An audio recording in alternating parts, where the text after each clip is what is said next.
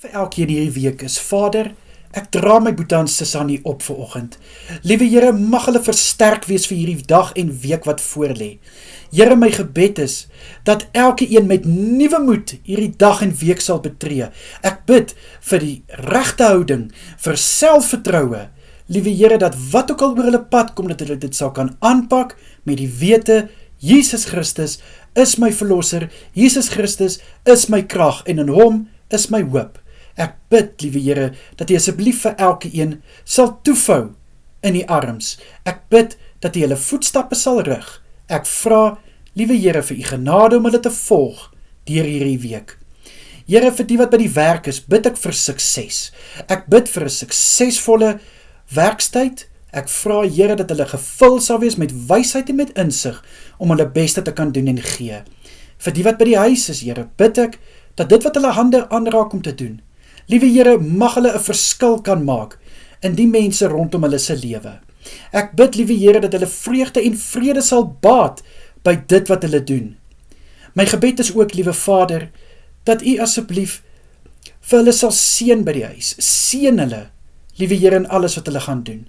En laat hulle dit doen tot verheerliking van die naam van Jesus Christus.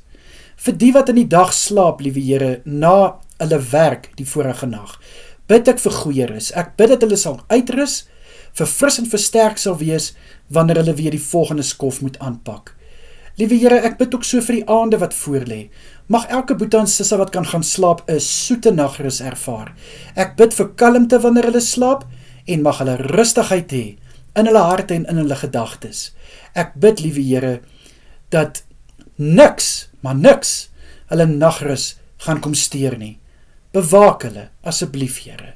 Vir die wat werk in die aande, Here, bid ek dat hulle versterk sal wees. Ek bid dat hulle sal moed hê om hulle werk te kan doen, tot die beste van hulle vermoë, al is dit in die aand. Ek bid, Here, vir 'n seën oor elke persoon se werk, oor hulle toekoms, oor hulle gesondheid, in Jesus Christus naam. Vader, ek bid vir elke kerkaktiwiteit wat gaan plaasvind in hierdie aande. Liewe Here, ek bid, elke byeenkoms, of dit nou 'n selgroep is, liewe Here, of dit 'n Bybelstudie is, bidgroep, Bybelskool, kursus, wat dit ook al mag wees, bid ek vir U hand oor elke item. Ek bid, liewe Here, dat U asseblief die woord sal oopbreek, dat die Heilige Gees dit op so 'n manier sal bring, dat elkeen dit sal kan verstaan, en die boodskap wat gebring word. Liewe Here, bid ek dat hierdie boodskap op vrugbare grond sal val en lewens verander. Here, mag U teenwoordigheid elke vertrek vul, aanlyn of fisies, in Jesus naam. Here, ek bid vir my boete en sisse wat verjaar hierdie week. Mag hulle 'n spesiale dag hê. Mag hulle dag gevul wees, Vader, met net die mooiste en met liefde en met omgee en bederf. Ek bid vir die nuwe lewensjaar, vir U goedheid en guns, om in hulle lewe sigbaar te wees. Ek bid, liewe Here, vir nuwe geleenthede, ek bid vir hulle drome om waar te word, en ek vra ook, liewe Here, dat hulle U seën sal ervaar elke dag. Here, vir die wat hulle huweliksherdenking vier, dankie vir die getuienis wat hulle kan lewer, dat hulle huwelik nog sterk staan. Liewe Here, ek bid, dat hulle liefde sal groei en groei.